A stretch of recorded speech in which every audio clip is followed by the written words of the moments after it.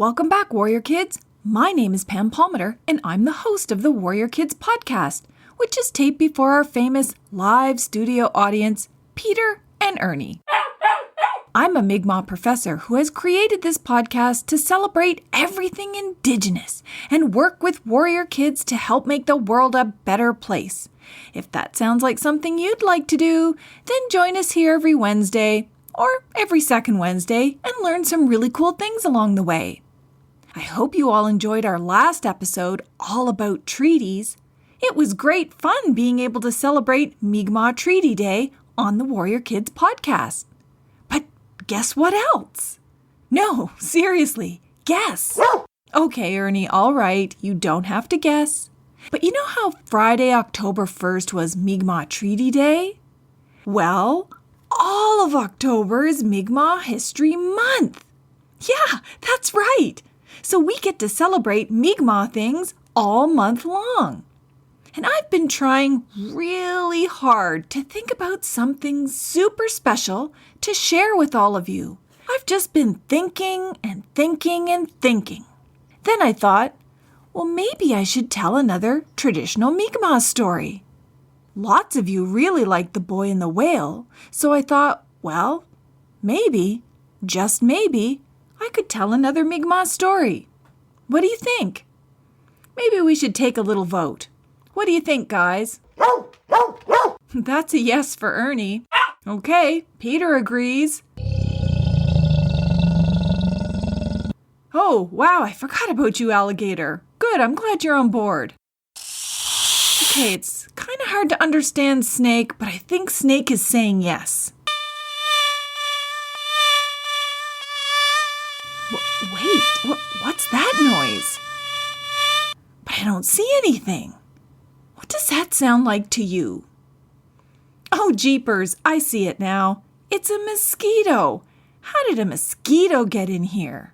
Oh, I get it. I know exactly which Mi'kmaq story I want to share with you. But before I do, we have to get ready with a couple of Mi'kmaq words. The first word is Glumowich, which means mosquito. The other word is Gukdagwao. Gukdagwao, that means thunder. So, Glumowich means mosquito, and Gukdagwao means thunder. And you might be thinking, hey, wait a minute. How are those words even related? What does a mosquito have to do with thunder? Well, I think I might have the answer. The story I'm going to share with all of you today is called The Thunders and the Mosquito. I've heard many Mi'kmaq parents tell this story to their children. I've heard elders tell this story around the campfire. And I've even seen this story written in different ways in some books. And you know what's really cool about Mi'kmaq stories? Each story can do different things all at once.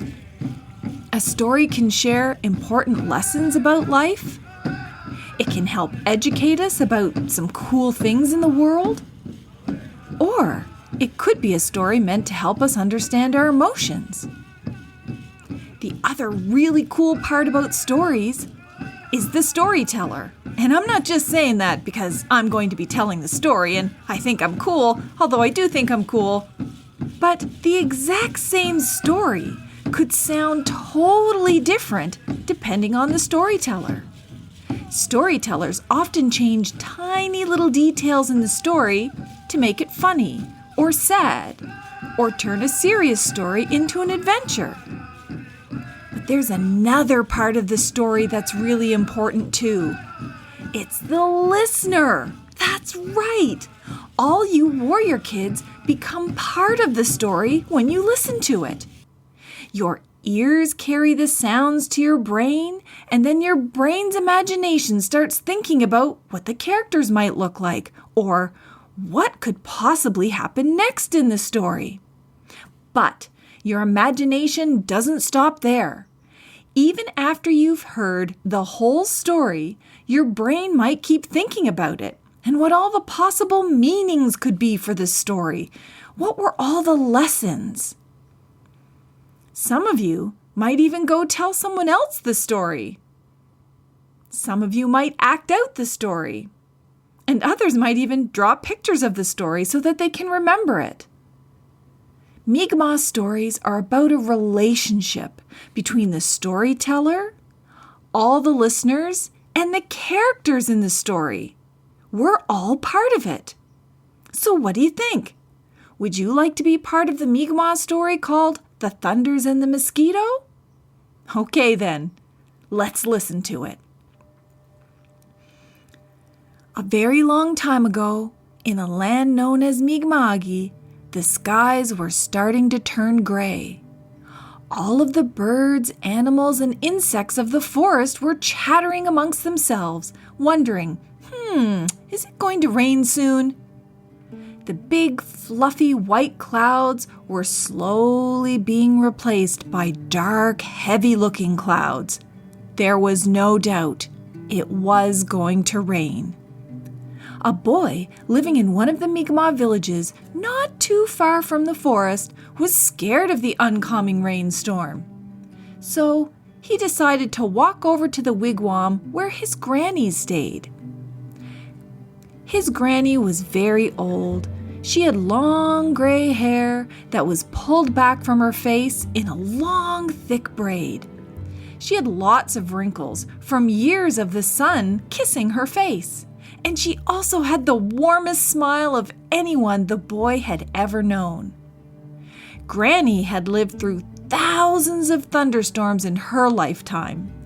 So the boy decided to tell her how nervous he was about the upcoming storm. Granny sat and listened carefully to her grandson. "Granny, I'm scared of the thunders. They are very loud, and sometimes the thunders throw lightning bolts at the ground," said the boy. Granny pulled the boy close to her and said, "Don't be scared of the thunders, grandson. The thunders make very loud noises, but it is very rare for the thunders to hurt people with lightning." The boy thought about this for a minute. He was scared of the thunders, but he couldn't think of anyone he knew who'd ever been struck by lightning. So he sat there and thought, but he couldn't think of a single person. He was confused. Just then, the boy could hear a low, deep rumble off in the distance.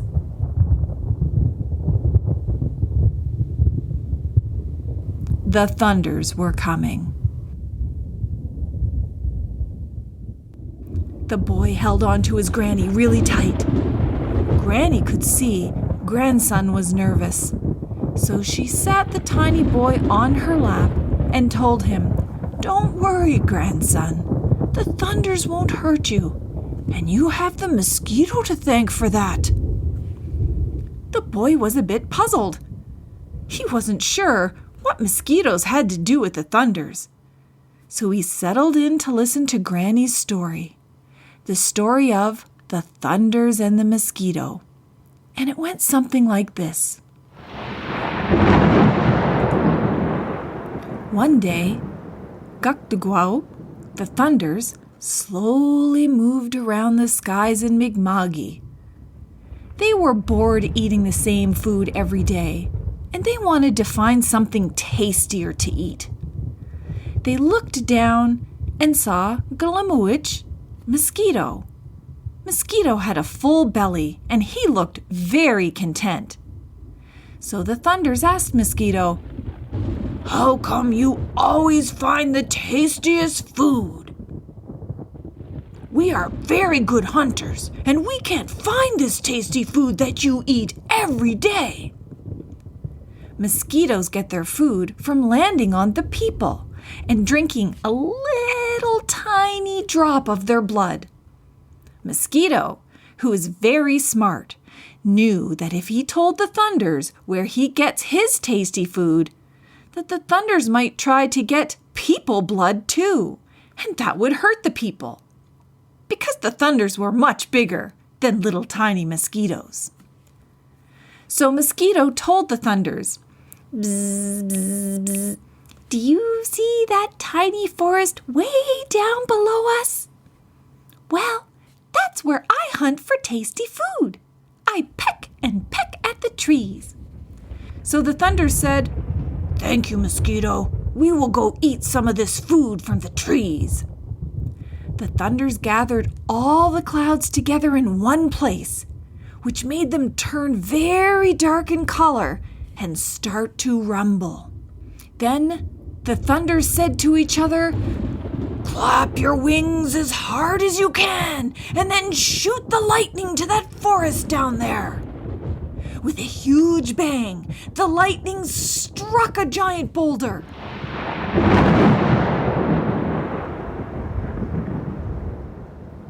The Thunders looked at each other confused and said, "Wait a minute, that can't be right.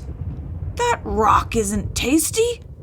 Let's try this again and aim for that huge pine tree down there in the forest." So the Thunders clapped their giant wings, and the loudest sound boomed across the sky as the lightning struck the pine tree.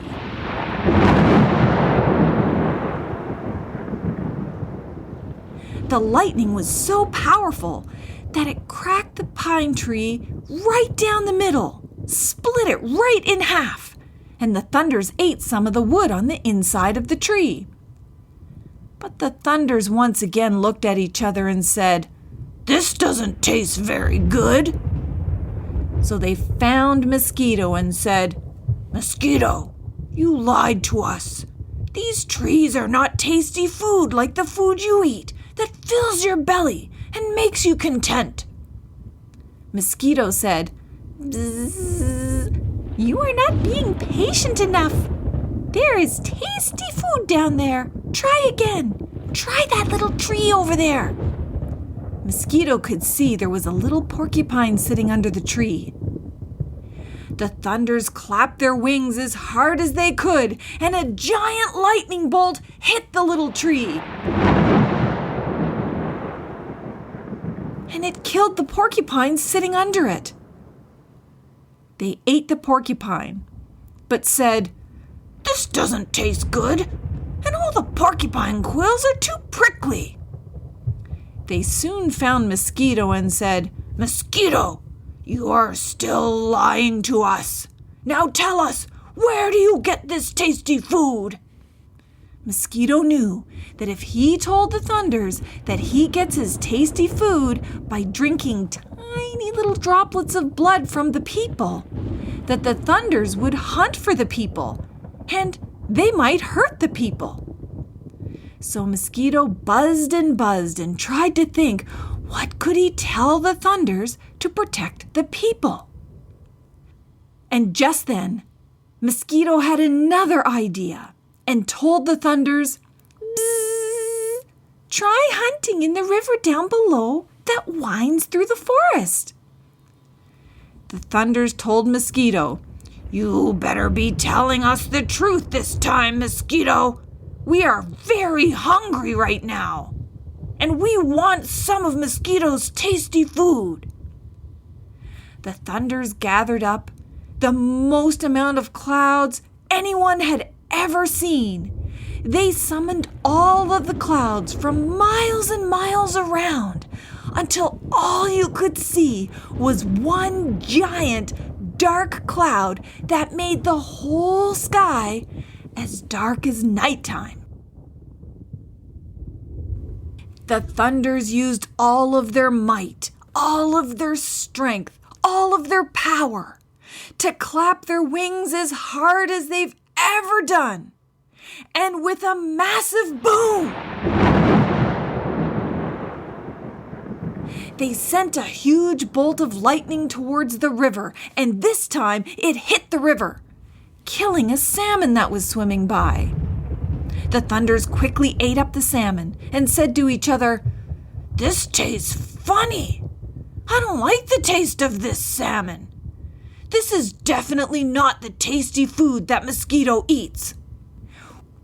So Mosquito flew way up high in the sky and buzzed right into the ears of the Thunders and said, "Bzzz, You hit the wrong kind of fish. That's the wrong kind of answer, Mosquito, grumbled the Thunders, and they turned Mosquito into hail.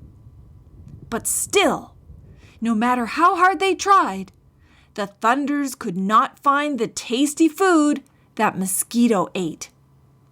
Even today, it's only once in a while that the Thunders manage to strike the people. And that's all thanks to Mosquito, who we sometimes see as hail when there's a thunderstorm. What do you think, Warrior Kids? How did you feel about being part of that story? I know for me, my heart was beating just telling some parts of the story.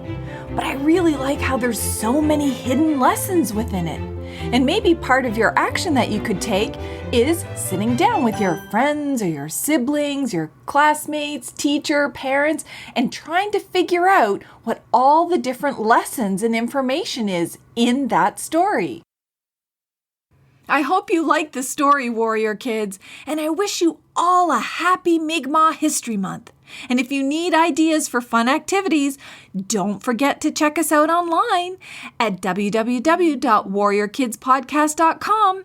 We have lots of free coloring pages, free books, and even calendars that give you ideas of things to do. And Warrior parents and teachers, don't forget to support Warrior Kids Podcast on Patreon or the Buy Me a Coffee app. The links are below. Thank you all for listening, learning, and acting. Till next time, later, Gators.